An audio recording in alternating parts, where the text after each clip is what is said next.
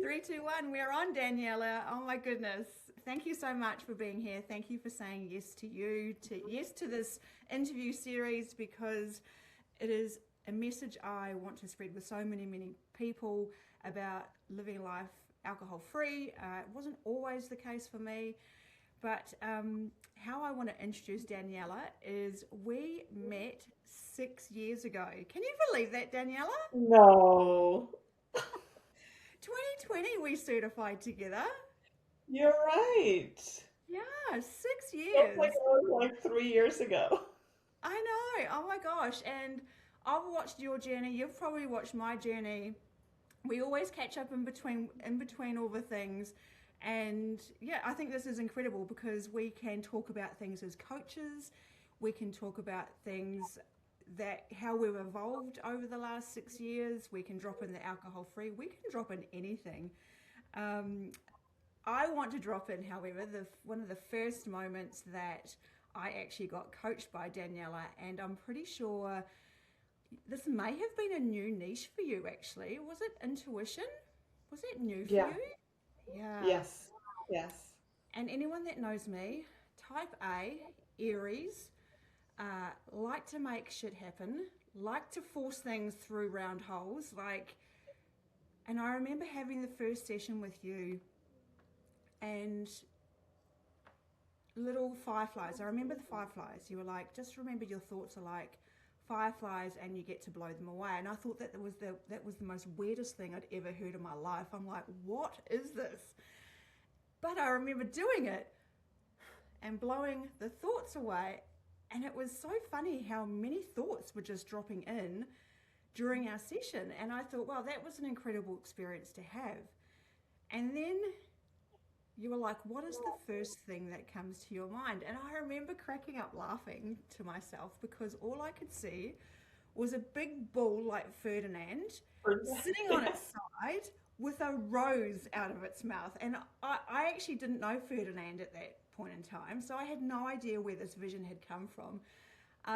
But I think that's my lasting memory of our conversation together, Daniela. Our last conversation was the bull, the rose hanging out of its mouth saying, slow down, Laurie, and the fireflies. And they have been things I have leaned into a lot as I have learnt to grow my own intuition. So thank you. Thank you for that gift. Oh, that is so special. And I remember you during that session just laughing hysterically. And you're like, I see a bull. I see a bull with a rose. Oh my gosh, look at this. We're both drinking our water out of crystal. Yes, Cheers. cheers. How good is that? See, Actually, just because we don't drink doesn't mean we have to get rid of our fancy glasses. that's right. I'm going to take a photo just because we're in the middle of recording and because we can. So let's take a photo of us and our glasses. Awesome. That's right. We can still have fun with our alcohol. We can still have fancy glasses. I Exactly. remember this. Do you remember this idea from Brooke Castillo? No. I remember her saying, "Yeah, I get all the fancy glasses and I have my soda and I have my whatever." That's where I picked up the idea to do it. So Oh, yeah, I drink my smoothies out of crystal and everything, so it's fun. fancy, fancy. All Fancy. right. Well, I will start us off with a couple of quick questions.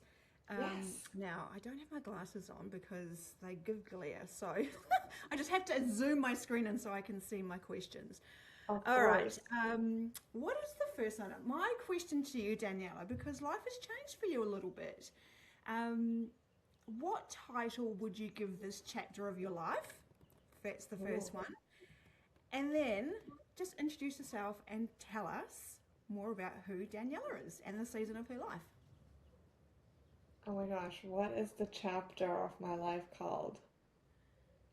It's like a whirlwind right now. There's a lot happening. And when we met 6 years ago, my daughter was 2 or 1.5. She's turning 8. I have a 2-year old. He just turned 2 2 days ago. And then I have a 5-month old. So Incredible. it's a lot and it's all of it. And it actually makes me so happy that I get to be present in this moment, even as everything is going on. My daughter always says, it's so chaotic. It's like, yes, it's a little bit chaotic, but it's beautiful because we get to be present with it. And why I wanted to talk to you is because like this whole mommy wine culture and thinking that we need alcohol to survive these heavy seasons Mm. has just become. I remember even like right after I had my daughter, I was looking for Christmas presents, and there were all these wine glasses that said like, "Mommy needs wine," and "Mommy's sippy cup," and "Rosé all day," and I was like, "Ugh, why?" But at that point, I was still drinking, and it wasn't like, but I just had like this like ick even back then. So yeah, it's very interesting how with like my pregnancy with my son is when I stopped drinking, obviously. Wasn't drinking a lot before then, Mm. and zero desire to drink. Like, absolutely none. I had maybe 5 drinks in between the two last pregnancies, and not a sip of anything since I've had my daughter. And I just like have no desire to, but I think it was my intuition guiding me all these Mm. years Mm. towards this journey because like we want to be present in the whirlwind and in the chaos and we want to remember this season. So I love that you asked that question, like what is that chapter called? Because Yeah. it could be called so many different things, but to be able to say it's a whirlwind and to be able to be fully present with it Mm. is, I think, just beautiful. Mm. I had my children young. I was 16 when I first got pregnant. First had my Yeah. son, and then it was like every 5 years after that. So I've got 3 children, and I didn't remember the mummy culture for me in Australia or New Zealand at the time. It was more around the alcohol, the corporate culture. That's where I kind of where I had my most of my drinking experiences was there. Not so much drinking to try and drown out the noise of children. Mine was drinking to fit in rather than the noise of parenthood. Yeah. So that's really fascinating that you talk about the mummy wine culture because I don't think that's necessarily goes back a long time. I think that's recently been created. Like you say, it's kind of a Hmm. marketing tool that has been around for, I don't know, I suppose I'd have to Google it, but maybe 10, 15 years at a Yeah. guess. I don't think it's been much more than that. Yeah. But it's Wow. becoming more and more prevalent. And like I think you said, it is a marketing tactic. And it's Mm, sad because like mm, why are we asking moms, like why are we thinking that drinking and wine is normal? Why is it not normal for women to ask for help? mm. Yeah. I think too, being being present is hard for a lot of people. And it's interesting because we make the choice to have babies, right? Hmm. 99.9% of us make that intentional decision or that choice to have children, and then life's children be children, chaotic, different, challenging, all the things, and then we want to drown out the noise of that. Why is that, do you think? Because it's hard and we haven't learned how to deal with hard things. Like Mm. just like think even and that you've mentioned it, this is like more recent, but like even over the last 10 years, what are we doing with children? Oh, you can't sit still, you can't misbehave. Here's a phone, Mm. here's an iPad. Like, Yep. we are never taught to like sit still and actually deal with this hard Mm. life because I always say like nobody ever has a easy life. Like, regardless of what it looks like, nobody has an easy life. I truly, truly believe that. but I we're think just and not that would be being totally taught. boring, right? It would be boring, but we haven't been taught to deal with the hards, right? We haven't been taught how to breathe properly, and I'm Mhm. talking about that because both of us are breathwork and facilitators too, right? Like we haven't been taught how to deal. We haven't been taught how to regulate our nervous system. We haven't been taught how to change our mindset. Mm, So it's like, okay, like let me just grab this that's mm, filled with a beautiful red liquid, and this will be my mm, pacifier. This will be the thing that helps mm. me drown out the hard. I remember using that as an analogy in something else where my middle son had a dummy until he was about 4. I was so embarrassed about that because I could not get it off him. The dummy fairies would come, the Buzz Lightyear would be bought, the one of everything. Like he'd get all the little things to try and coax him out of this dummy, and I just felt like the more that I pushed and pushed and pushed, the more that he actually resisted letting go of the dummy. And I honestly don't know how it ended up happening, but he did eventually.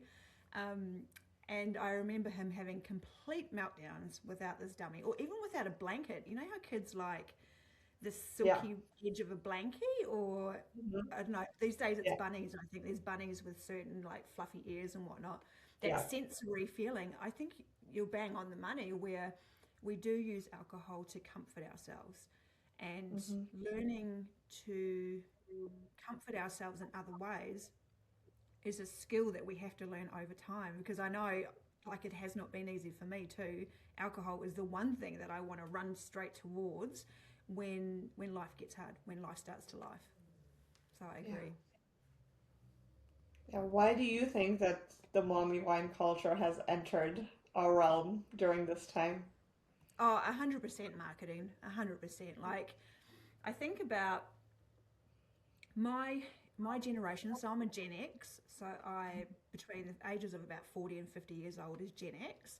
We're pretty much propping up the alcohol industry. So we are the generation that was sold to, a little bit like cigarettes, where cigarettes, it was cool to have a cigarette. It was cool Mhm. to cook dinner with a wine. It was glamorized as the thing that you did. Now, over the years, the markets have changed. So, we're going to get to a point where most people will naturally start to drop off drinking because, you start to get sick, you start to get older, the hangovers are just too hard. So they're looking at ways to market to other industries. Now, whatever what are they called these days? The young kids coming through now, they they don't really drink as much as what the Gen Xers do. Like there's this massive gap. So it's like, well, if these guys aren't drinking, and our marketing stopped working and these guys are kind of aging, who else is there? Who else is there in the middle where we can market to? And I think it is moms, like, you know, Yeah. telling them that it's hard, that you can't deal with screaming children, that you can't deal with meltdowns, that you can't deal with, like, we've been doing this for years, thousands of years, hundreds of years, millions of years. We've been raising children and we did not need alcohol. Yeah. So it is 100% an alcohol marketing, tactic to sell to. Okay, let me ask you then a question. What do you wish would be marketed to women to make Oh, life easier? goodness. I think I think more around. I mean, that's a really interesting question. I think around self care, but not self care in the traditional way that we think.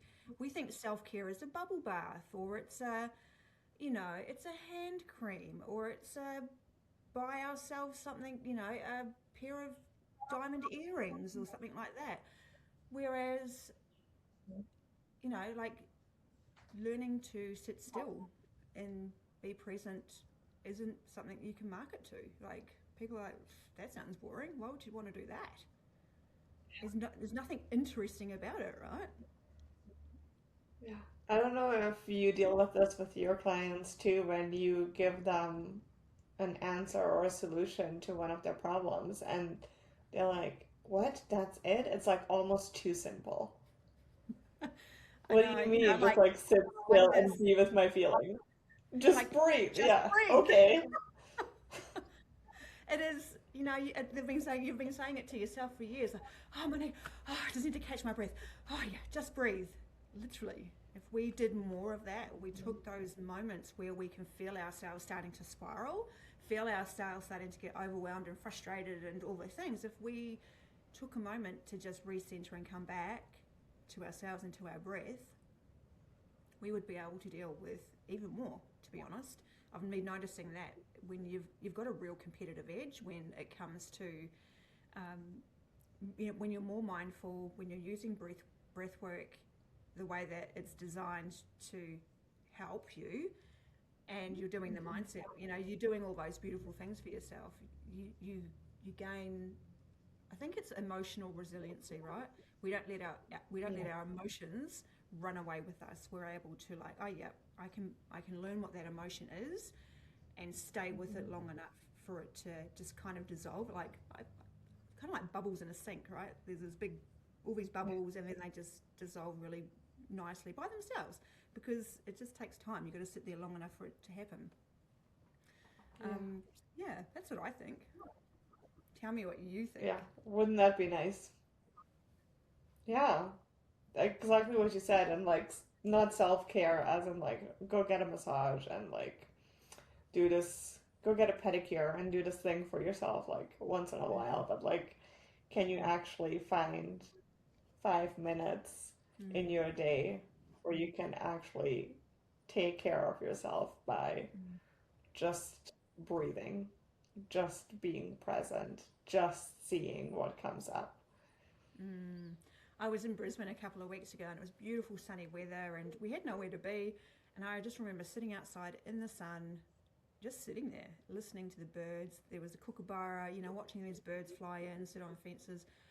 And I just thought, wow, 6 years ago, I definitely wouldn't have done that. I would have been, where are we going? Who are we seeing? What are we doing? Let's go to the mall. Let's go buy something. Let's drink. Let's start drinking before lunchtime because we're on holiday. Yes. The presence is Because that's what people do. yeah. So I'm curious then, Daniela, with intuition, tell us more about intuition and alcohol, or yeah, tell us how you think that works from your perspective. I truly believe that alcohol blocks intuition. And actually, oh, alcohol is not the only thing that blocks intuition. There are many things that block intuition.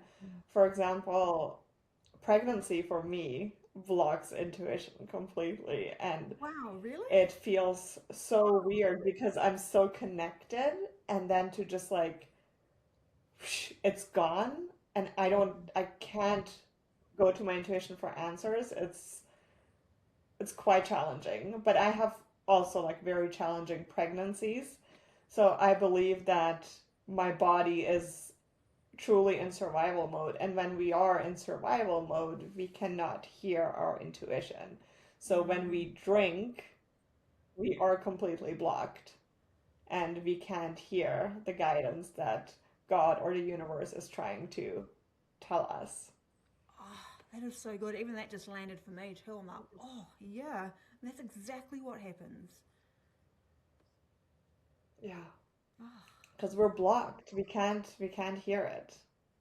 yeah. And that's where breathwork comes into it, right? Or the ability to be able to slow down so that we can kind of, I always talk about it as, talk ourselves off the ledge, is coming down from this totally overstimulated, overactive feeling or sense, and be able to calm ourselves, regulate. That is so true. I even noticed that the other night. My brain was completely just going round and round in circles, and the first instinct was eat something, drink something, um, do something, and then I realized, oh, I actually don't need to do any of that. I just need a moment to sit down, have some quiet, like just 5 minutes, and then I just did some breath work, and I felt incredible afterwards. Absolutely incredible. Yeah. So when you decided to stop drinking, was that something that your intuition was nudging you towards for a while, or was that just like a moment where you're just like, okay, I'm done? I think it had Or been maybe a nudging. combination of both. It was. It had been. Well, I've never really learned how to use my intuition. So my first experience of that was with you all those years ago, and I've just built on it over the years, and I still don't use it probably as well as I should, because I do believe it is very intentional learning how to intuitively like hear yourself and speak to yourself. I'm getting better, but still, of course, always work in progress, right? Yeah. Um, but all those years ago, I think really where it started from was certification. You know, when you're surrounded by people like Brooke Castillo, and I remember Jamie, she was a huge, Jamie was our certification coach. She was a huge example of what was possible. And I remember thinking, like, these women don't drink, they are coaches, they earn fabulous money, they kind of had this life that I was aspiring to, but then I wasn't living up to my own, you know, to my own personal values and to my own expectations. And alcohol was the one thing that just really felt like it was completely off my radar. Like it didn't make sense, but it is all I ever knew from the time I was 15 years old. So it was my best friend, it was my comforter, it was everything to me. It was a whole identity that I had to learn to unravel. Then in 2020, I actually tried an experiment where I didn't drink for 3 months. So I thought I'm going to do 100 days, and then I took myself down to 90, and then I realized what I was doing. In the end, I got to 88 days and celebrated with alcohol. So I had gone through that whole process and still not really learnt why I wanted to go back to it so badly. So that intuition piece that was telling me, yep, you know you're not on your, you know, you're not living up to your own values. So give it a whirl, Laurie. Give it a whirl. What's the worst thing that could happen? I did that, and then it took me another 18 months before, and this was an intuition. This was my heart beating out of its chest, going, Laurie, we are done. We are just done. If you want to live a long, healthy life, you are just done. And that was it. Yeah. That's amazing. Like how you can just like decide in a minute, in a second really, and just be done with it. Yeah, I know. And yet other things you like flip flop, flip flop. Yeah. And I remember like when you started posting about it, it's like, oh, this many days without alcohol and this many days without alcohol. I'm like, this is so incredible. And now it's like how many days are you now? 1316. So 1316 today. It's so funny. I still have my little app, and I don't use it because I it's not like I think about alcohol and I'm, you know, just I've got to just keep myself accountable. I actually just love seeing the number, because to me that number represents how many days I chose my heart, how many days I chose me over alcohol, how many days I chose to do the thing that everyone else is doing, right? Or I chose to do the thing that everyone else is. Yeah, that's right. I chose it. Oh, how is it in my head? It's not working right. I'm not doing the thing that everyone else is doing. Yeah. What's normal for everybody else. Correct. Yeah. And like even my husband was still drinking, and it took Yeah. 2 years for him to finally jump on board. And when he did, he was like, "You went first. You showed me how to do it." And I was like, "Oh, I was really taken back by that." But yeah, that number represents this whole new version of me that I've experienced, that I've, you know, come to learn like who she is. She's a different person, same person but different person, mostly on the inside. Yeah. And that was just so beautiful when you said it represents the days that you chose yourself over alcohol. That, wow. Mm, yeah, Yeah, yeah. And that's so, incredible. so when you, so how long have you not drank for, Daniela?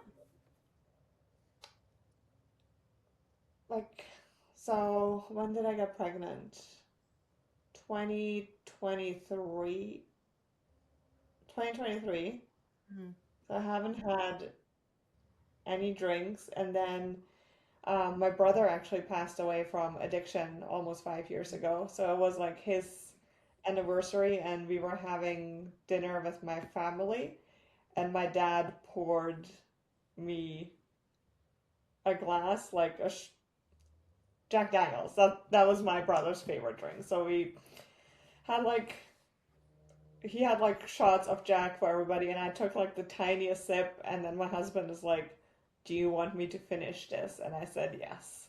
Like I just like was like I can't. Like cheers. I love you, bro, but like I cannot like just a tiny sip. And then there was days after that, and it was like many months later that I was like, I'll just have a glass of wine with dinner.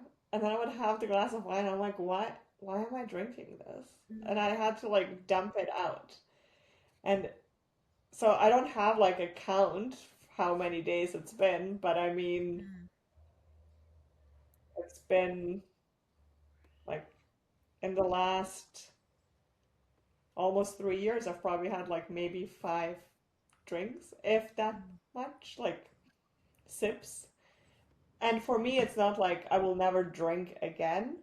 But like you said, it's just like it doesn't add to the version of myself that I want to be.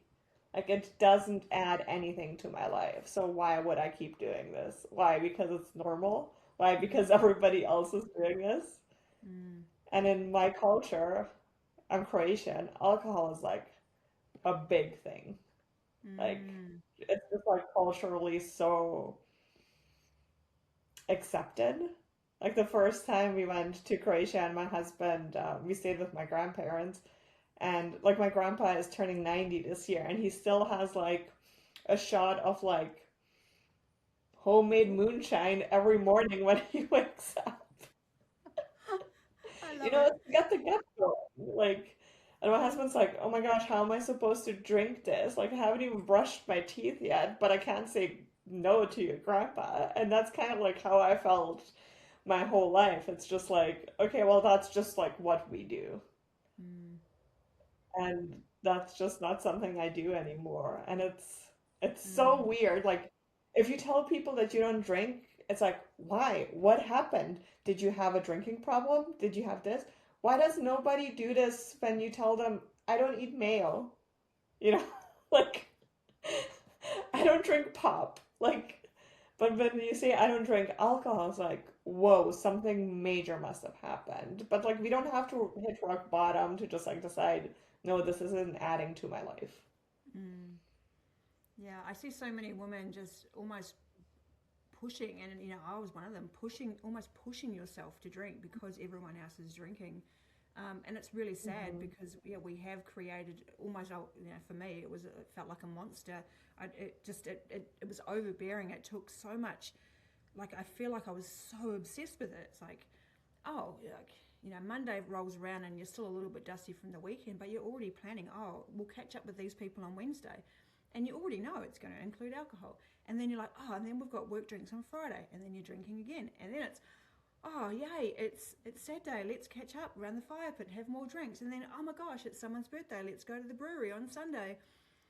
It's Yeah. like your whole life, everything is just like revolving around alcohol, and it becomes no fun when you're just completely in recovery every other day. Every other day, Yeah. so much wasted potential, so much wasted time and money, especially as well. Crazy. And the funniest thing is, like, I had already stopped drinking, but I still had, like, my wine bottles displayed on our wine rack in the kitchen. Like, I was just like, well, like, I have a wine rack in the kitchen, so it needs to be stocked with wine, even though, like, I never touched it. And it wasn't until my son started crawling and then like pulling himself up on it, and then like it's like, okay, now these like wine bottles are like a hazard, let's move them away. But as soon as I moved them away, I was like, whoa, this actually feels good.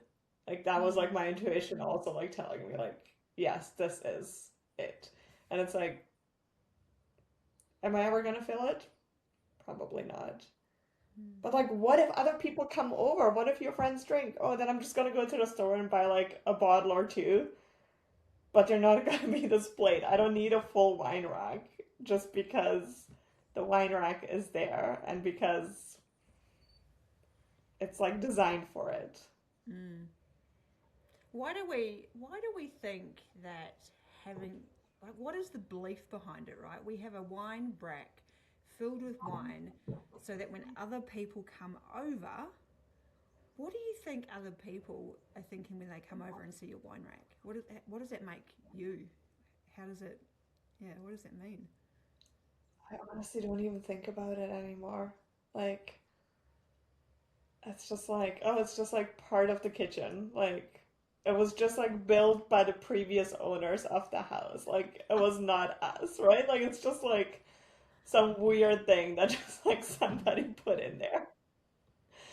But like, it's so interesting because, like, yeah, I don't give it any thought. Mm. And before, I would have been like, wow, this is so beautiful. Like, it's like a fully stocked wine rack. Wow. Mm.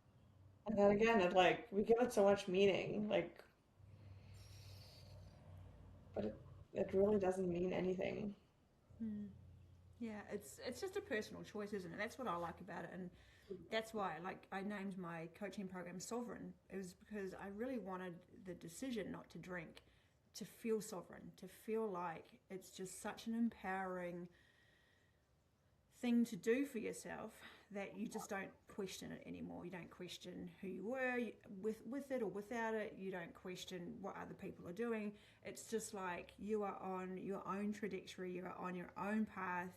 You are just doing you, loving life, and everyone else can do what they want to do. But that decision is so anchored. Like I'm so certain that this is just how I'm going to live the rest of my life.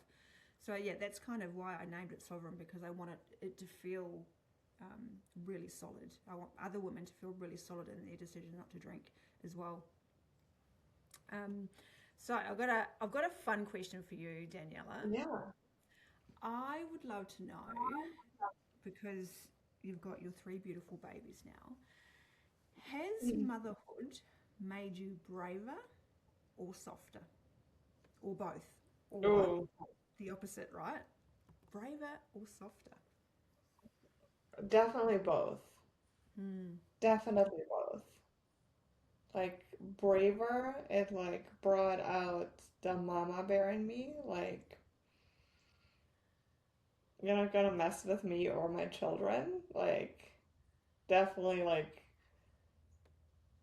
I've had to be very brave to make choices that I knew were right for me and my children that aren't perhaps like the status quo that everybody else does. Just like with drinking, right? Like, this is what everybody else is doing. I'm choosing my own sovereign path, and it's definitely required a lot of bravery, but it also has softened my heart so much because like I was always the shy girl, believe it or not. I was like, do not like look at me in the eyes. Like I talked like this. I was very quiet. Like people could not hear me when I was talking. And then something happened, and then I like became the cold-hearted bitch. That's like what people like referred to me. Like it's like Daniela's just like the cold-hearted bitch. And like from love, like my friends would say that. It's like, but yeah, since bringing children into the world, it's definitely like I had to remove the bricks that I have built around my heart, remove them brick by brick, and it's definitely made me softer. But also, like, becoming softer has been the most beautiful gift in this world because we want like women to be also like this new age like feminism, and like we need to like kill it in every area. But since I've like softened every area has actually become better. Mm. Like, especially my marriage. Mm. So it's done both. Mm. And with Do you both, with see, becoming braver and softer, it's just like opened everything up. yeah, do you see intuition? I think I know what the answer is, but do you think intuition is a feminine or masculine or both or neither? Oh, Mm. that's a very good question. What frequency does it? What frequency does I it think come at? it's more feminine, but Mm. it's not like the feminine, like the soft feminine, the like quiet feminine. It's like the lioness. Like sometimes when my intuition tells me something, it's so mean and it's so like harsh and to the point, and it's like, whew, it like takes my breath away. But I'm like, okay, I know you're right. Like I know that Mm. this is my path. I know that this is what I need to do. Mm. But it's not like soft and that's what I think like people get wrong about intuition is like Mm. they think it's like rainbows and daisies and like Mm. fireflies flying around you, but it's Mm. actually like a wave sometimes washing over you and crashing on you and like turning your world upside down. Well, I think about the bull, right? For me, so whilst it was acute vision that I saw, like this big bull, I knew exactly what it was representing. It was representing me being very masculine and literally like walking the bull walking through a china shop, and then the rose of just take a chill pill, Laurie. Like just sit down, take a breather, like smell the roses. I think was the phrase that came out. And I think you're right. How do you though? How do you determine the difference between, because if your intuition can be a little bit direct or to the point, what's the Hmm. difference between that and an inner critic? It's the way that it feels in the body. Like Mm. intuition can tell you something very harsh, let's say, Mm. but it feels calm.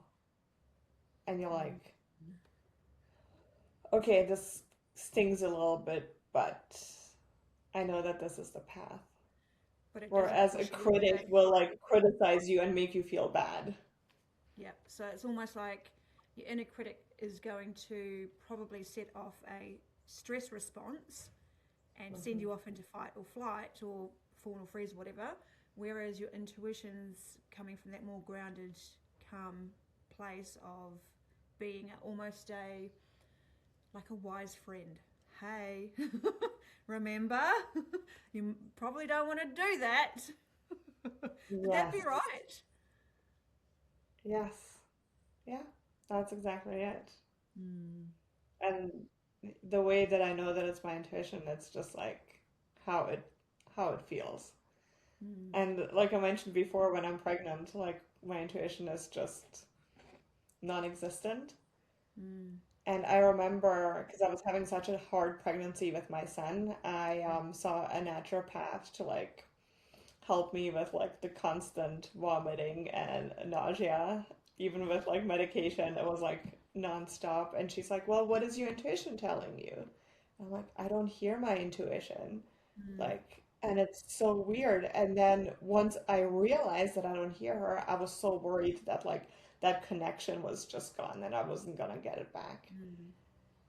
And I was still at the hospital like the day after he was born, and I just like I can't even recall what it was, but I heard something and I was like, okay, you're back. You haven't abandoned me. Thank you so much for coming back. And please never leave me again. Tell me all the hard things, but please just never leave me. It was Oh. comforting. It always feels comforting when I hear my intuition. Mm. Yeah, I love that. Definitely for a type A, you know, Aries fire, go, go, go. My intuition is getting stronger and is definitely something I lean into more. This whole series was from intuition. This whole series was like, yep, I have no idea what I'm doing. I'm just going to like put it out into the world. And it came from a you know what, I would have loved to have heard lots of stories, various stories from other women to show me more evidence, give me more evidence of who else is doing this, because in my little world, everyone else is drinking, where there are thousands, hundreds of thousands of women, millions of women across the globe that don't drink. And you know, I suppose it's a little bit of a quest to find my people, to know who my people are, to have friendships with people that I don't have to, I suppose, struggle with, being in a room and then having alcohol as the noise of judgment, judging other people drinking or watching other people or having conversations with people when they're drunk. I wanted to create a different environment of, for people. So this was intuition telling me, do the thing, Laurie. Go speak to other women, find your people, find your tribe, because other people need this too. And how long was she telling you that before you started listening? To be honest, it was like it just landed. I've been doing Jamie's month of becoming. I think it was last month where it was I am. What is your I am statement? And my statement was, I am a leader in the alcohol-free space. And normally it takes a little while for belief to settle in for me. But that one, it was just like, yeah, we are. Yeah, we're doing this. And it felt like I would have looked a bit cheesy sitting in my room from, grinning from ear to ear about, yeah, this is exactly what I'm going to do. And I know it was aligned and I know it was right on time, because my instinct, my intuition was, why don't you just text some people that you already know who don't drink and just ask them, hey, want to be on this? Want to be on this? Want to be on this? It was so easy. It was like path of least resistance. Yeah. And that's exactly what's so beautiful about it, is because we overcomplicate life so much. And then when we start listening and we start following our intuition, it all makes sense. And it Love that. just becomes a lot simpler and it becomes a lot easier. Like you said, the path of least resistance. Yeah, I know. We just block ourselves so many times, don't we, when we try and go down paths that just weren't designed for us. But anywho, that's called life. Looking And we're wondering, why is it so hard? Because no, you know exactly, like that voice that's been telling you something that you've been ignoring. You know what that voice? yeah, it's always in hindsight you can look back and go, oh yeah, that's right. I should have listened to myself. I had that gut feeling. That gut feeling is our intuition talking to us. So thank you so much, Danijela. I know that it's really late for you, so I'm just got one more question for you, and that is, looking back, what are you most proud of? Ooh.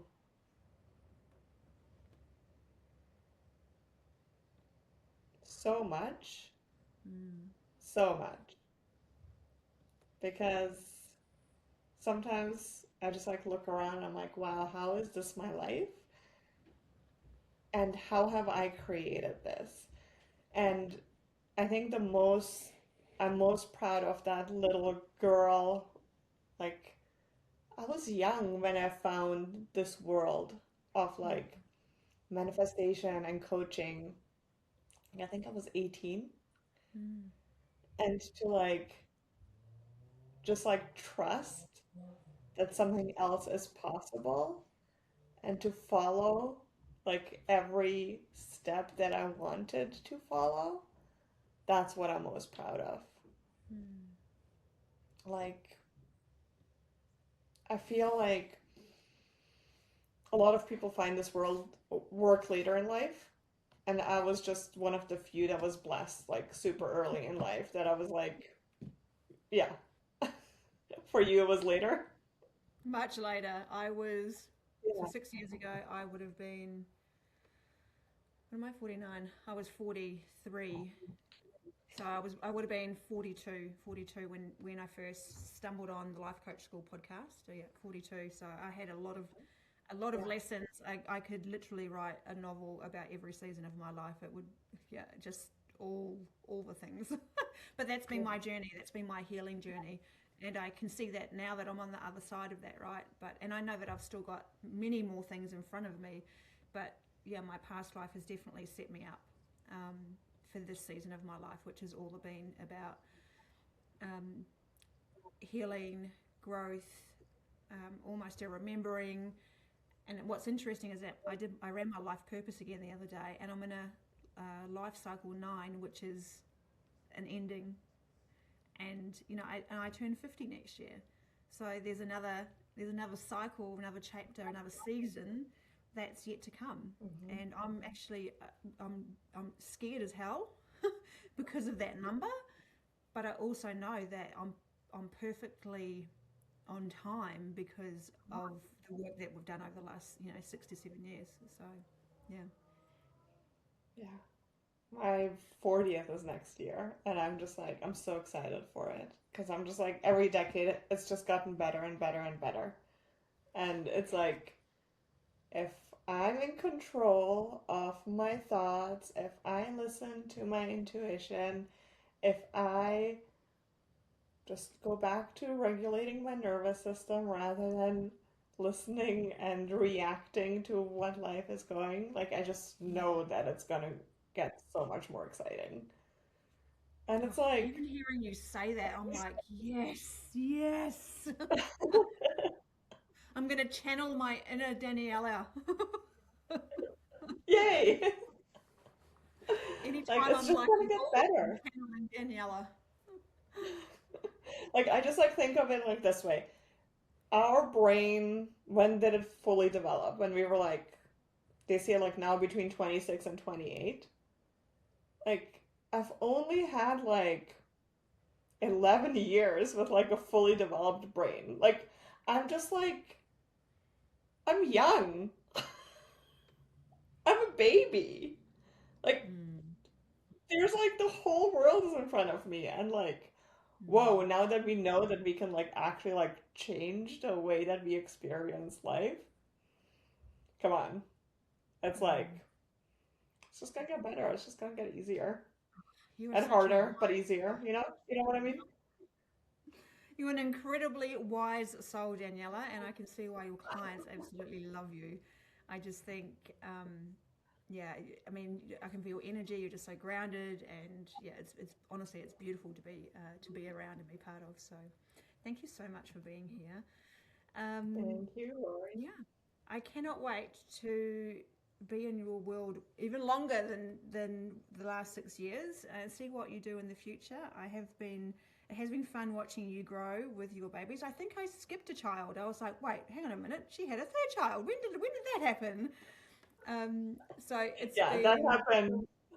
That happened yeah, that happened. Oh, there you go. very quickly. Yeah. We But I were love like, that are we feeling. done? Are we not done? Are we done? Are we not done? Let's just let God decide. And then God decided. It's like, I'm gonna throw you in for a whirlwind. And then you're gonna talk to Lori and she's gonna ask you what the chapter of your life is called, and it's gonna be a whirlwind. So I love that. but I it's love that. so much fun. Yeah, I bet it is. All right, Daniela, thank you so much for being here. We will Thank you, talk to you Lori. again soon. Thank you so much. Bye. All right.